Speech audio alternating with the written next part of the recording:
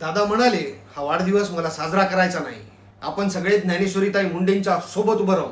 Cake नाही, हार नाही, शुभेच्छांचा वर्षाव नाही.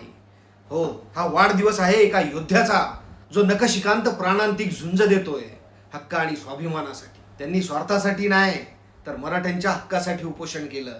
तेव्हापासून तो शब्द पाळतोय, रक्तासकट झोप गमवून आयुष्याची पर्वा न करता.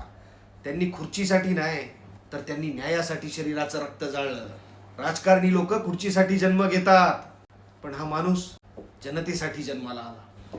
महाराष्ट्रात कितीतरी नेते येतील आणि जातील, पण 1000 जन्म घेऊनही मनोज दादा बनू शकणार नाही. हा माणूस गावांचा नाही, हा माणूस जिल्ह्यांचा नाही, तो प्रत्येक मराठ्याच्या हृदयाचा ठोकाच आहे. कुणाचं कुडं बघून बोलत नाही, कुणाचं बडं बघून झुकत नाही. तो नेता नाही, तो हक्काचा वकील आहे, मराठ्यांचा, इथल्या शेतकऱ्यांचा, इथल्या बहुजनांचा. दादा म्हणजे शिवरायांची समता, शंभूराजांची तलवार आणि बाबासाहेबांची लेखणी. 1 ऑगस्ट हा दिवस जर घडला नसता ना, तर लाखो मराठा तरुण अजूनही नशिबाला शिव्या घालत बसले असते.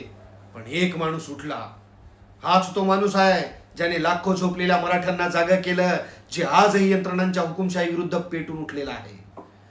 हा वाढदिवस फुलांचा नाही, तो रणफुलांचं प्रतीक आहे. हा वाढदिवस गाण्यांचा नाही, तो घोषणांचा आहे. हा वाढदिवस केकचा नाही, तो क्रांतीचा आहे. मनोज दादांना वाढदिवसाच्या क्रांतिमय शुभेच्छा देऊयात. दादा, तुम्ही जगत असलेलं जीवन आमच्यासाठी प्रेरणा आहे.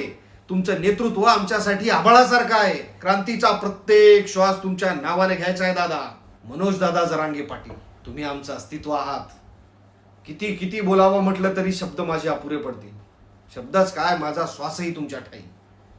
मला माहित नाही दादा, माझ्या भावना, माझ्या शुभेच्छा तुमच्यापर्यंत पोहोचतील का नाही, पण तरीही दादा, तुम्हाला वाढदिवसाच्या कोटी कोटी शुभेच्छा, कोटी कोटी शुभेच्छा.